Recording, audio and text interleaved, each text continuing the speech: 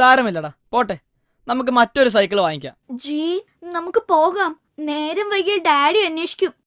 ശരിയാ ജീൻ, വാ നമുക്ക് പോകാം.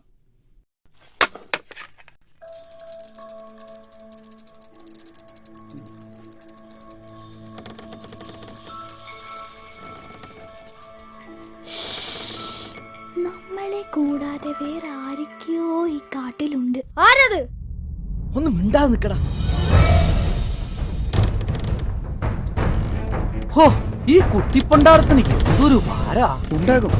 ഇത് സാധാരണ ജീവി അല്ലല്ലോ. ഒരു മനുഷ്യനായിരുന്നേ 2 ദിവസം കഴിഞ്ഞ് ഉണരും. ഇവന്റെ കാര്യം പറയാൻ പറ്റില്ല. ഇവൻ ഇപ്പോഴെങ്ങാനും ഉണരുമോ?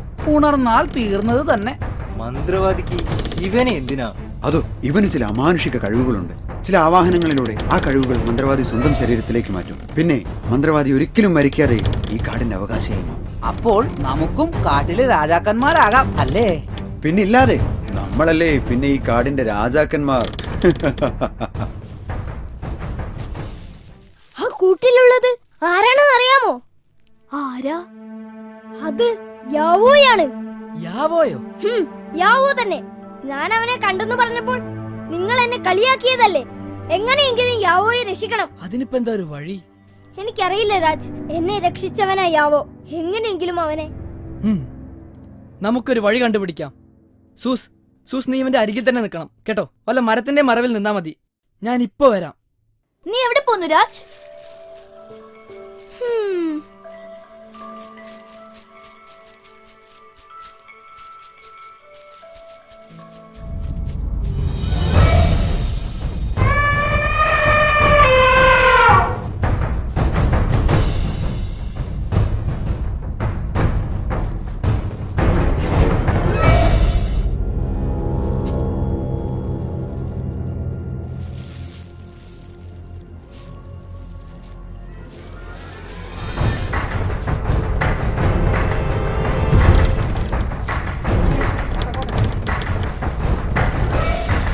അയ്യോ, ആന!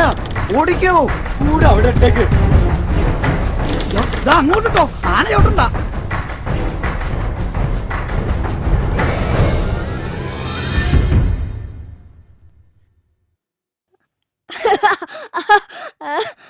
വാ, നമുക്ക് യാവോയെ രക്ഷിക്കാം.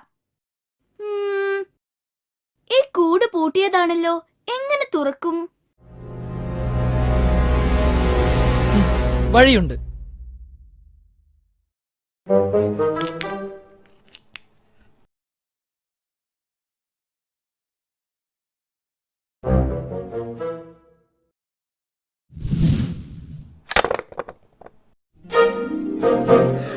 ഹായ് ഹൂയ്, പൂട്ട് പൊട്ടിച്ചേ. ജീൻ, കൂട് തുറക്കരുത്. അവൻ അപകടകാരിയാണ്. ഞാൻ തുറക്കും. എന്നെ രക്ഷപ്പെടുത്തിയവനാണ് യാവോ. എന്നാ നീ തന്നെ അവൻ ആദ്യം എഴുന്നേപ്പിച്ചോ.